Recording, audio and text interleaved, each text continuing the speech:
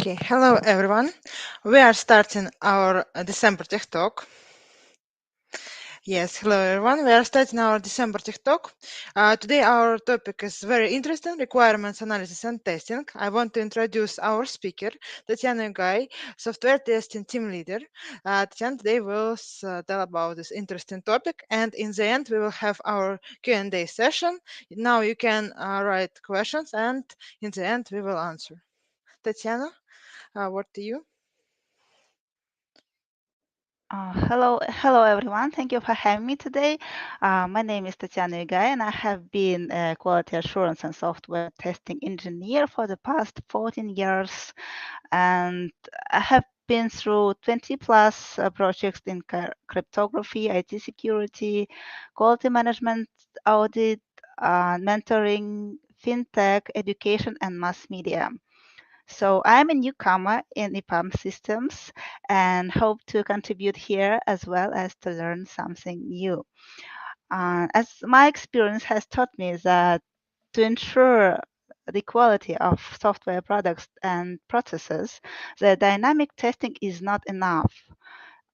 We're striving to the engineering excellence, so we tend to shift left all the testing activities to the earliest possible point. That means the requirements and analysis and testing, which allows us to catch and fix bugs and vulnerabilities even before they have been coded or implemented. It makes it easier and less expensive to fix issues. And then the dynamic testing began to be more exciting without those tasks and errors prevented by static analysis. These are the points we're going to discuss and describe during our talk today. So if you doubt understanding me sometimes or just want to clarify something, feel free to write the questions. We will read them all aloud and answer them in the Q&A session in the end. And talking about the questions, a very popular question people love to ask testers is, what is the main reason for the software errors and failures? I'm sure everyone has been asked this question in our life. Uh, this is a very normal question, and I'm very positive that it's about bad requirements. Um, Here is the agenda why we should go through the requirements, and we'll go through the requirements and the artifacts and tools and methods and finalize the talk by accenting the benefits of implementing requirement testing and the risks of neglecting it, all with examples based on my experience. And of course, we'll have some Q&A session in the very end of our tech talk. So let's spend our tech talk most enjoyably together. Look at the picture. What do you think? Right. Some of you started doing the task immediately. Some started thinking about the acceptance criteria. Some started thinking about question, and some started asking the questions. This is very normal, and it depends on the way we think. Anyway, everyone earlier or later comes to the question, what is required here? How many differences should we find? What is considered to be difference? And what if the executor is colorblind? And what about the time limits and the purpose of the task or the business value? All those questions are the ones we ask to clarify the requirements. But it took me a couple of years to prove that I, as a tester, can ask them. And if they are not answered properly beforehand, we'll get some troubles afterwards. So when I started working on my very first project and a couple of years after that, it was extremely popular for developers teams to act like on the slide you can see. My manager even advised me to trained some intuition, and we always had some manager jokes about divination and fortune tellers because there were no analytics at all. There were nobody else but the developers themselves, and the managers were just a more manager could be just a more experienced developer himself, but not uh, another specialist. So they didn't have any knowledge about marketing, law, business, or understanding the risks. So one day I came up to my manager with an idea that we can see the task description before our developers write the code.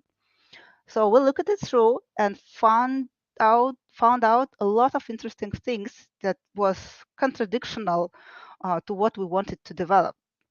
This is how I opened for myself the static testing. As we all know, the static testing is the one conducted without code being executed. The code is either not written yet or just cannot be executed due to some restrictions. Here you can see the examples of static testing you came across a lot, but maybe you never called it static testing. It's about the product design test analysis, code review, test environment and conditions evaluation, formal inspections, vulnerability scanning, PBR for those who use Scrum, and of course the requirement analysis and testing. As you can see, static testing, in spite of being called testing, is performed mostly by not testers, but maybe the developers themselves or some experts or even the stakeholders, DevOps engineers, uh, in collaboration with quality assurance engineer too. But the requirement analysis and testing is conducted by testers, by us. But what are the requirements and where to find them? Let's jump up to the definitions. A requirement is something that is mandatory or necessary to be done to reach a particular goal, something you need to have or need to do, what and how is required to be done. And requirements is not just a description of what and how is required to be done. It has levels and it has types. So let us describe those levels and types. The levels are very simple, like anywhere we can understand something at the high level, middle one, and the lowest one. The high level requirements are the business requirements, the ones that is conducted by business customers, most of all, and they just state for the objectives or the outcomes the organization or the stakeholders want us to reach as the reason for them to spend money on the project. The middle level is the ones called user requirements. It's basically it's about stakeholders or any other members of the project and the end users, of course, and their expectation of the project, what it should be doing afterwards. And the low level is the most familiar for us as a technical specialists, is about the functional and non-functional requirements. The functional requirements, the ones we use every day in our testing, and the non-functional requirements, otherwise called quality attributes. Uh, as we all know, the functional requirements describe us what should be done, and the non-functional, how it should be done. As for the requirement types, we have some correlation with the levels. First of all, it's business rules. The goals and objectives, as I told before, as desired outcomes of the customer's business economic rules. And external restriction as a type of requirement describe as natural, geographic, ethnic, traditional, law, international, local standards, or any other restrictions that we cannot impact ourselves or with the help of stakeholders as well. That's why they are called external restrictions. And on the other hand, we're having the system features, otherwise called the internal restrictions. These are the features we can impact by our delivery team or by helping the stakeholders or somebody else in the project. It's about the technical frames, abilities or disabilities of the teams, the correlation with the system architecture. So we can really impact on it because we can hire other people or change the methodology we use or change the technology we use. But anyway, the system features are something we should take into account when testing the requirements. And my most favorite one, the requirement type about quality assurance. This is about striving to improvement in the processes and the quality of products, and to make more productive and less bugsome releases. It's about validation and measuring quality. Also, it includes the estimation of testing and the metrics. Now that we know about the requirements and we know about the levels and types, what should we do next? Usually, when I come to a project, it's always like that. Do what you should do and don't what you shouldn't. I've been across this so many times that it's a not funny picture for me anymore. That's why I really stress upon that requirements artifacts, otherwise called the work items, should be composed or created on any project. What I'm talking about, it's about the software requirement specification first of all, because it's a project roadmap and the basis for our testing plans in the future. So this is the very first documentation you should have on the project. Second is a functional requirement document. It's like a contract, a formal description of all the functions and all the requirements about these functions, about the products, like an insurance for the delivery team as we are in front of the stakeholders or business customers. We can also use some work items like use cases or user stories to make it simple. Planning tool for keeping it short and simple because it has a very easy to remember formula. As client, I want some function to be happy, easy enough to understand and implement. And of course, the most popular one, the so-called task descriptions we use in bug trackers, papers, emails, on the dashboard, talking about anywhere. So these are the four work items types that we use to call requirement artifacts that we have to analyze and to test before we start implementing the project.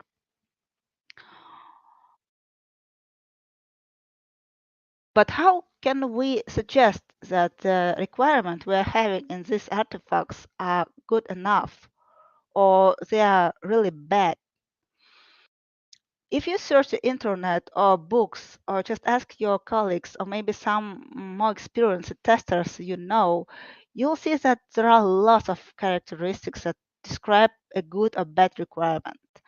And it's really truthful because it depends crucially on the project you implement. But these six characteristics I describe you now as the main ones that can be used to any requirement that you have for any project.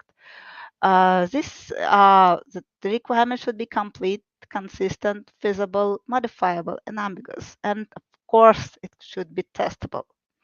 So based on this characteristic, we can say that if the requirement is inconsistent, not aligned, incomplete, not implementable, it's not a good requirement. It's a bad one. So easy enough to understand how we can analyze the requirements.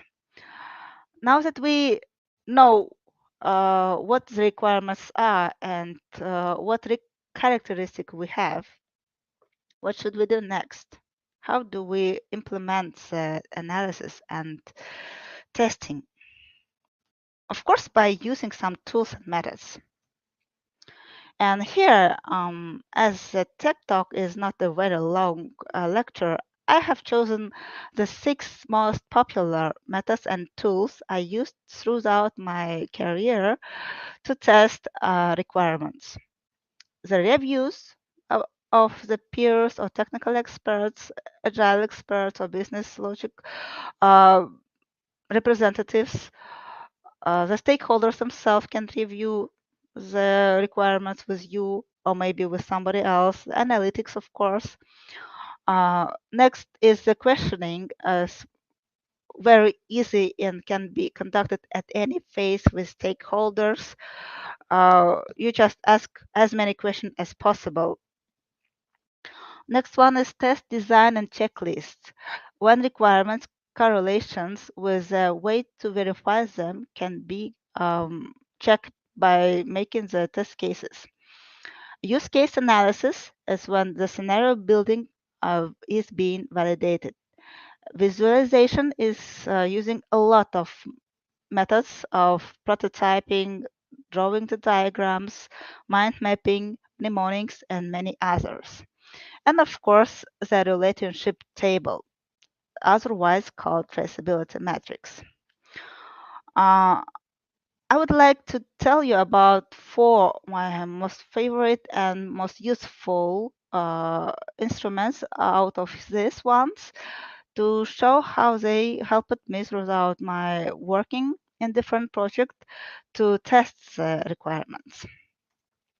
First of all, it's about the checklist. The easiest way to understand if the requirements is good or bad is just to write down the list of the characteristics as shown here and check them out. Uh, this was a very popular instrument for the projects where you are the only one tester and you shouldn't have some detailed test cases or some kind of really huge papers of descriptions and test plans because everything about the project is familiar to you and no one else would read it. So when I had the project of about 12 models and I was the only one tester and the test manager myself, I used the checklist and found it very helpful. Next one is mind mapping. It's one of my most favorite instrument because once I've been facing a project, a brand new project for me because I have never tested mobile application before. That's why the picture shows a one-time password testing.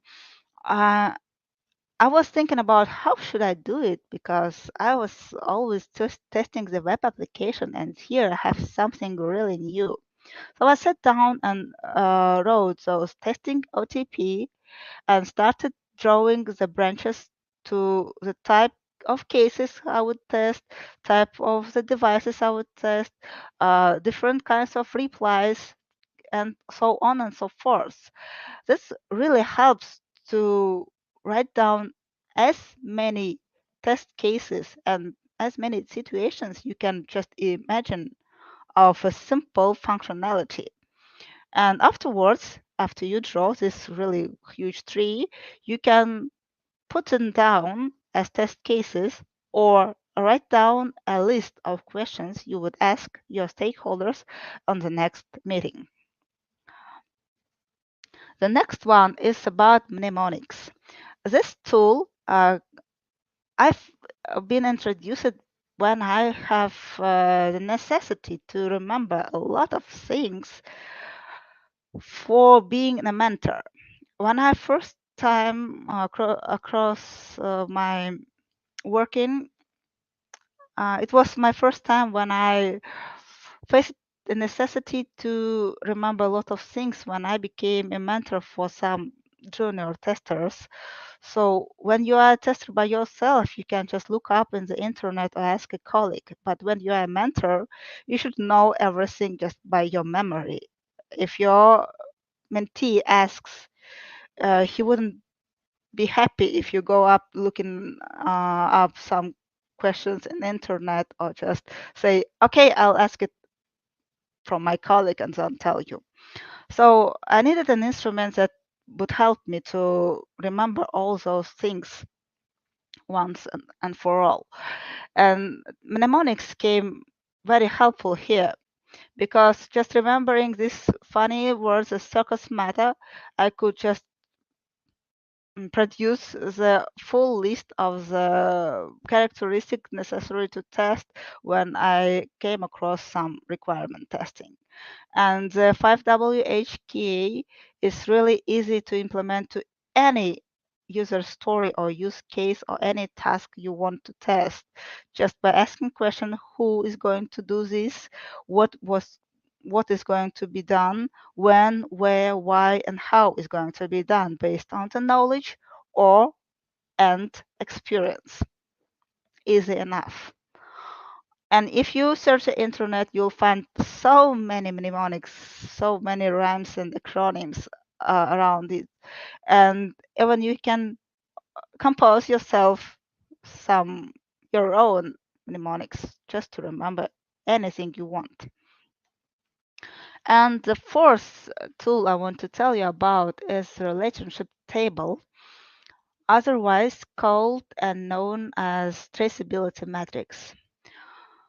Well, that was a really huge project for me that took around 10 years of implementation. It was implemented with using the waterfall methodology.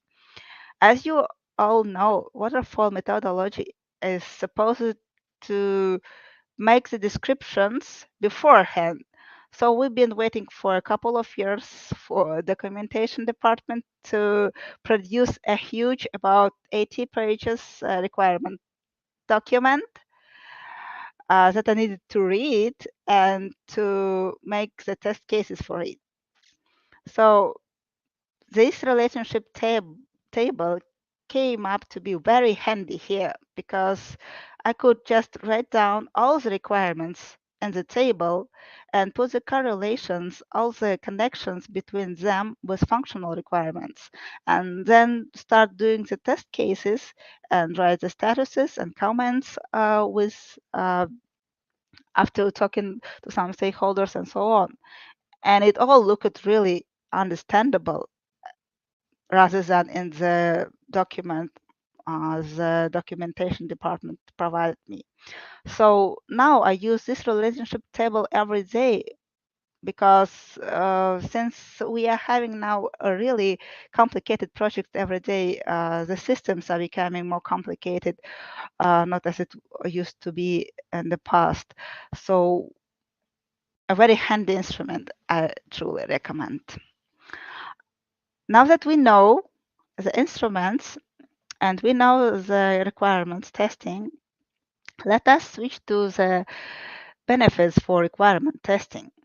As we have known, the earlier we test, the cheaper the bugs. How it comes? Because when we test when we test the implementation afterwards, after the developers coded the project, we need some time to remake it. And when we test the requirements, we just need some little time to rewrite the requirements. So it's really easier and cheaper. When we have requirement testing, we have clear development because the developers shouldn't ask questions because all the questions are already been asked. So it becomes more understandable. We have simple test cases due to decomposition because we need the requirements to be testable. And we have better communication because we are having so many communication during the requirement testing and analysis. So with cheaper bugs, understandable processes, easier ways to make things better, our role as quality assurance and quality engineer and software testing specialist increases so we can really impact on the quality. And what about the risks of neglecting the requirement testing? Of course, the very first one is the bottleneck. When we have bad requirements, we have messy development, and it leads to keeping tasks all at coding until everything gets clear, and then all in one time they are ready to test, and the testing team becomes a bottleneck, and everybody starts hating the testers. And they say, oh, again, you make that mistakes, you're registering those bugs, why again? And it leads us to the bad climate in the team, because all the misunderstanding about the task always cause cold relations, as they all think that it happened all because others didn't do their job well enough. The developers didn't develop well enough, and the testers didn't test well enough.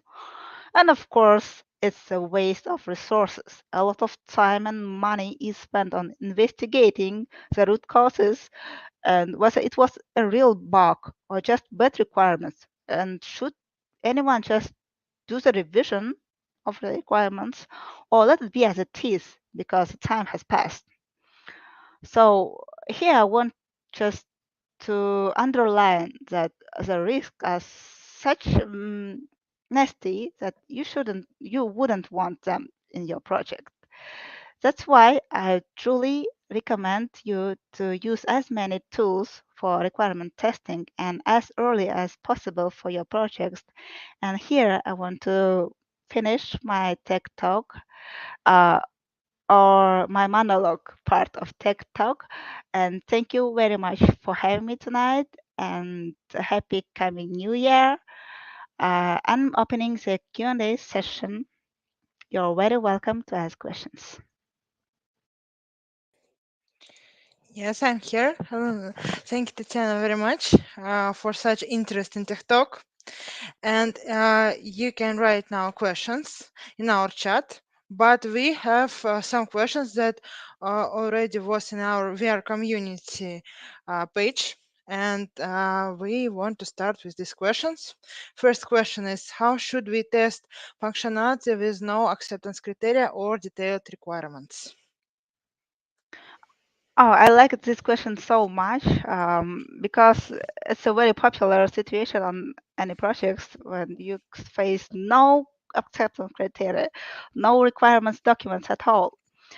I would recommend you to start with a test plan for yourself. If you cannot write a test plan because you lack some information at all, you can write the test case or just a checklist if you have some very little information. And this checklist should be confirmed by all the stakeholders, like this is the way you want to test, and this are the criteria you are facing afterwards. And if everybody agrees that these criteria are good enough to be tested, you are done with it. So these test cases and this test plan becomes your requirement documentation from this point. Okay, thank you for your answer. We have next question. What are the significant steps for the requirement gathering phase before developing the software? Okay. Well, the most important and most significant one, as I suppose, is to find out who your stakeholders are and what their interests here on the project. It includes all the stakeholders, including some business customers, the end users, the developers themselves too, because it depends really much on them, remembering the internal restrictions. And after you have found out the stakeholders, you should understand the value of this task or the project for every stakeholder you are having in the projects. This is a very starting point for you to begin with the project. Okay, thank you. And another question that we have, can you recommend which tool we have to choose, Selenium or WebDrive IO or Cypress? Please help us to choose. Cypress. Yeah, that's a very funny question, I guess, because it's not really about requirement testing.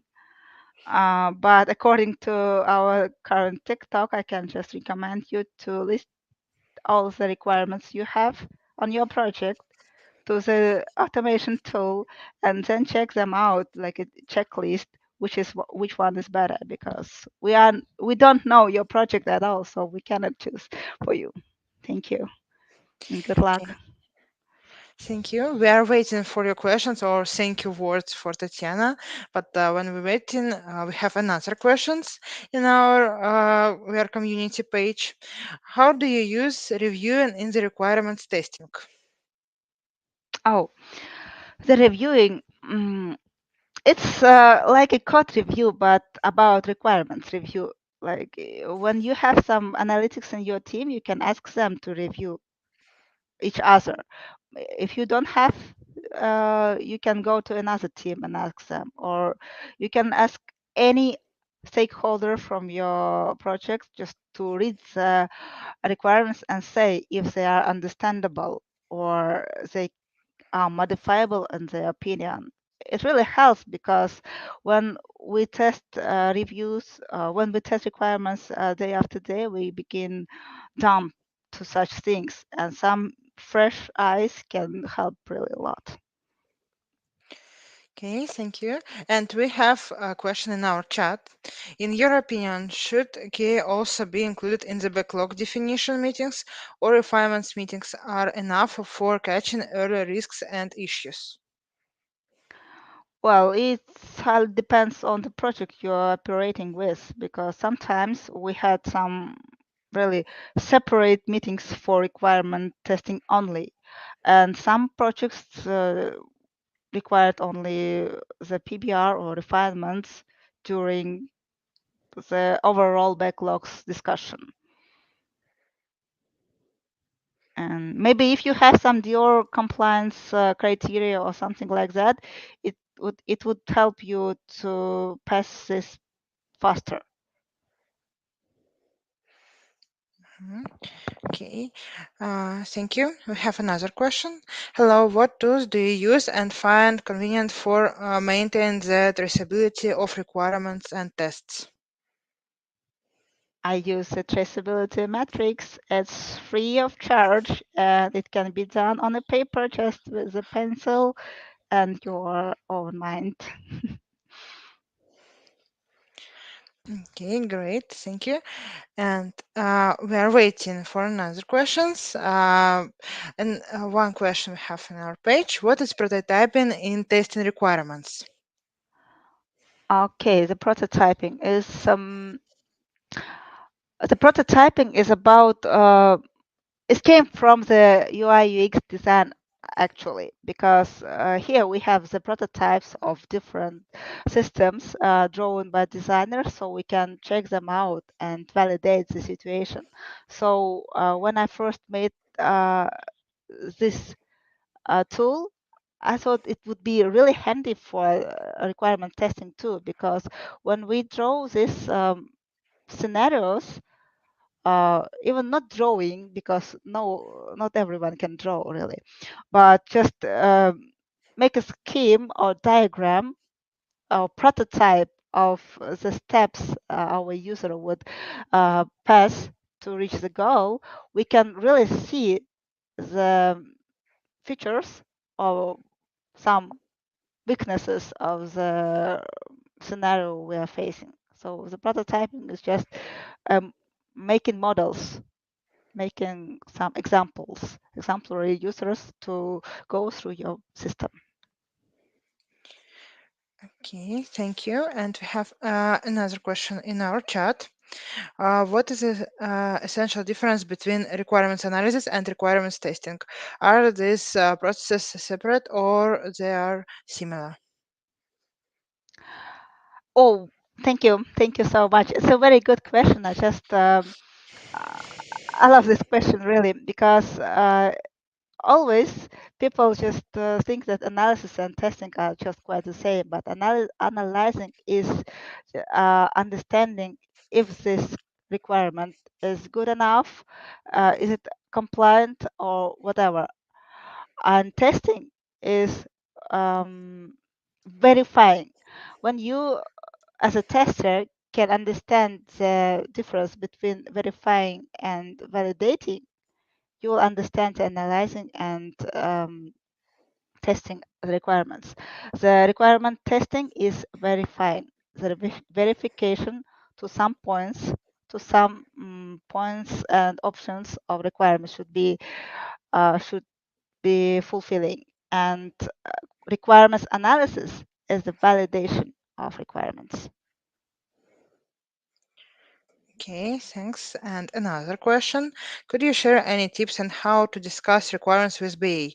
How would you persuade them that their requirements are not good and not spoil the relationships? Okay, that's about soft skills, isn't it? Well, as far as I have faced it so many times, I always use this, with humor, because when I show up the situation when I can just show that I cannot test this requirement at all, showing myself as a dumb. So they see that it's really crazy. They cannot test it by themselves too. So I stress on that it's not testable. And if it's not testable, how can I prove, or not me, how can you as developers or the team itself can prove this task works? And same about all the other characteristic, because when you start describing each characteristics and asking the questions how you can prove this requirement meets these characteristics, they usually understand how poor the requirement is, and start doing like, okay, I'll describe it more detailed, or I'll add something, or let's ask somebody else, or something like that. But you should make it with some maybe kind approach to your team, because they are not your enemies. They just don't understand. Okay, we have another question. How to assure accurate testing, avoid over testing? Over testing with requirements analysis? Okay, that sounds weird. Well, if we start requirement testing, we just eliminate the possibility of over testing at all, because when we tested the requirements, they became atomic. They don't need to be over tested no more if you done the requirement analysis properly, because all the requirements now and the test cases and the checklist you are having and the test plan itself is clear and atomic. So we don't have anything to be over tested there. But what do you mean? Maybe something else. Okay, thank you. Uh, Another question. Hello, what according to you as lead is testing? What if one of your team members leaves the job in peak of project delivery? Thanks for now. Pardon, I have misunderstood the question. Uh, what according to you as lead in testing? What if one of your team member leaves Uh-huh. the job in peak of project delivery? What to Okay, do? if one of that's not a problem at all, because if one of my testers leaving is for good, because no one leaves for bad. If he's leaving, it means that he or she has found something really better than the situation he's or she having now, and I'm really happy for that person.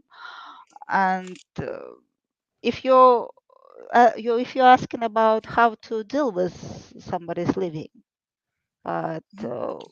you should deal with it far beforehand anybody lives, because if you build your processes the way that they are all connected to one separate person, it's a bus factor. You should avoid them at any cost from the very start.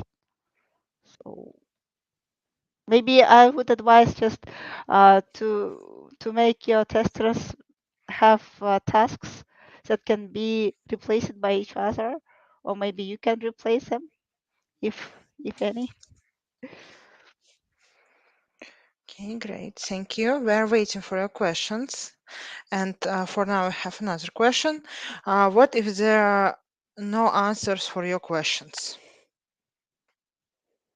Oh, sounds so sad. Well, if there are no questions, I believe you're asking the wrong people, because when I ask a person who is not capable to answer me, they would probably not answer. So if you are lacking the answers, you should reevaluate your stakeholders and understand maybe you should ask somebody else, or maybe your questions are not appropriate. Maybe they just misunderstand it. Next step I should recommend is just to hold a meeting or a sync up, or just anything that can gather you around the question and just raise it one by one, and just say, like, I've understood this way. Is it right or not? Whatever the answer, not right or right, you can go ahead with precision. Okay, great. We have another questions. Today, a lot of questions. How do you know when to log a bug or when you can just talk to the developers and wait a bit to run the test? Well, it again depends on the project, because sometimes you have rules in your projects, like if any bugs occurred, you should register a bug, create a task in Jira or something like that. But sometimes you just keep the user story itself and write a comment that, like, I've been testing this user story and a bug occurred here, and that's enough. You should just gather up with your team and discuss how should you do and what is more applicable for your team, because the team atmosphere is the most important here. Because you can say claiming, I'm a tester and I QA engineer, I know what's better, but if your team is unhappy, what's the point of it? Okay, thank you for such answer. We have another question. Uh, it's not related to requirement analysis testing, but also I want to work on QA as junior. But when I saw the jobs, the job requirements always above for juniors. What is your advice to me? My advice, that's funny. Okay. um, Let me say so. I have been a mentor for some people who have just started uh, testing career without any experience at all. They were just another professions and have never faced testing before 2022. And my advice is to find a good mentor, because finding a good mentor just makes it a lot easier to do whatever. Because if you go to a company, actually, to say the truth, nowadays we have a lot of companies that don't understand what testing is and what quality assurance is as well. And the requirements for juniors are really highly higher than should be. Because as for me, if I needed a junior tester, I would have just a smart guy or a smart girl, intelligent enough to understand what I'm talking about, and that's all. Because everything of the others can be taught and can be understood if the person is smart enough. So that's my advice. It's difficult, but please find a good mentor. Okay, think yeah, Tatiana. Okay, Oh yeah, I can just add up that you can write me in private too if you have more questions about this case. It's okay. thank you. And we have another question. Uh, Could you elaborate some examples of requirement analysis from your practice, and that then added a bit details to demonstrate the sense of requirement analysis? Could you please elaborate some Mhm. examples? Some examples. Okay. Okay. From one of my most recent project, it was about some testing mobile application, and according to to the requirements, we should make some tests mm, around an hour, enough for fulfilling all the test cases described in the requirements. But when I started analyzing the requirements and writing down the points it has to be tested to verify if everything is clear and everything is testable and all the stuff about the requirement characteristics, I have found out that we don't have such devices at all. The devices that were necessary for the testing or the implementation were just some specific ones, and even even so, the functionality was easy enough to understand and implement.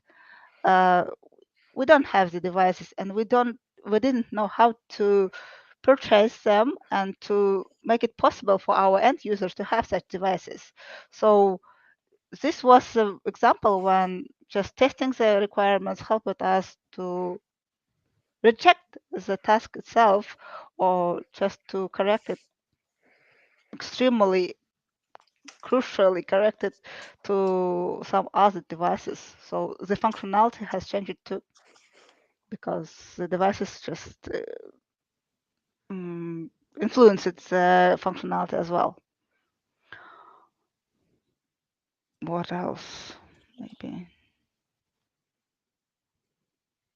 Actually, I have a lot of examples where the requirements were helpful. Uh, for example, we had some project with 40 pages requirements document, and after reading them all, I have understood that we will have enough. It will be enough to write them down 2 pages long, because there were lots of repeating stuff and a lot of unnecessary details in the requirements that uh, could be just missed or terminated, something like that, and a lot of details for developers that that could be just that shouldn't be developed after all because it was just useless. And after it was remade to be 2 pages, it took a couple of hours for developers to implement it. Okay, thank you, Tatiana, for your answer. And we have several questions in our chat. Next one. What should you do if you have only business requirements? You don't have a BA on the project, and as QA, you need to figure out functional requirements. And here you become a system analytic for your project. Actually, yeah, it's a very popular situation too because I have been in this situation without any system analytics and without business analytics. We just had the business requirements from our product owner or project manager, and as a quality assurance manager, I started analyzing them. And I think any one of you, if you are a quality assurance engineer, can actually be a system analytic too, because you understand the technology, you understand the processes, you understand everything that's need to be a system analytic. So if you're lacking one, just be the one. And don't forget to be paid properly for that. Okay, thank you. And next question we have, what formal conditions for the readiness of the requirements do you think should be present in the requirements before handing them over to the developers? I think the requirement should just meet the characteristics your team has fixed for it, and maybe some your compliance, or maybe some if you have some any other conditions. And as for me as a software tester, it should be understandable for everyone, and not just understandable like, hey, everyone understands it. It should be understandable in the same way. You should follow the same page, as you should speak your mind and ensure that everyone agrees that you understands this requirement well enough. And if it's so, so you can say that we are done with requirements and they are good. Okay, and we have next question. Another question from your point of view, how does a junior QA steps up to the middle level? Or alternatively, what dis- distinguishes, sorry, the two besides years of experience? Should I Hmm. repeat? No? No, I have understood it. Well, it's not about requirement testing actually, but well, okay. I believe that a middle tester differs from a junior one, not with the years of practice or with some hard skills, but for his or her soft skills, the confidence he behaves with, or the way he understands the points and the value of the task he's doing or the testing itself, because they come it happens that there are people who've been in testing for a couple of years and they are already seniors, and some of them have been around 10 years and still be juniors.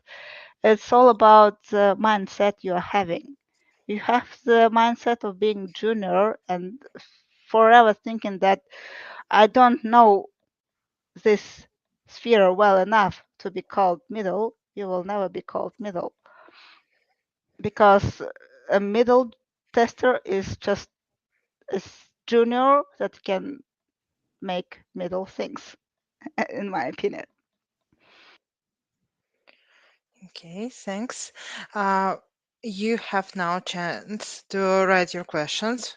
As for Tatiana, we have several minutes. We are waiting. And before questions, while we're waiting, I want to thank Tatiana for such interesting topic, such interesting. We have a very amazing Q&A session today. A lot of questions, a lot of great advices from your side. Thank you. It's a great talk, Okay, and we are waiting for questions. great. Yeah. If you haven't question, you can write thank you words in this chat or send badges to Tatiana in your community page. Thank you, badges.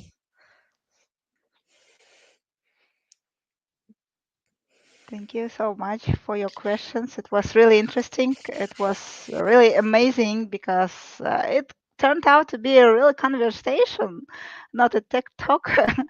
uh, that was awesome. Thank you. And if we haven't question, we have a lot of thank you words in our chat. We want to announce next our events. Then can you please open Mhm. slide? Yeah. In January, we will have our first QA Hub digital conference. It's our first such conference. In this conference will be specialists, QA developers from all the world, and we will discuss very interesting topics about machine learning, about mock server testing, about error guessing with mock server, and our relationship between QA and developers team. And now you can start register. We send that link in the chat. Now you can already start. And in next slide, can you please open? Uh, we have our social networks. And if you want to know more about our events, GitHub events, you also can register to these social networks. Also, links you will find in our chat. Links will be sent in the chat. Okay, thank you. Have questions? Thank you very much again. Yeah, I think we can finish. Thank you all. Thank you, Tatiana, again. And we Happy will coming New finish. Year! Yeah, happy coming New Year. Okay, thank you, everyone. Bye bye. See you on January in our conference, digital conference. Bye bye.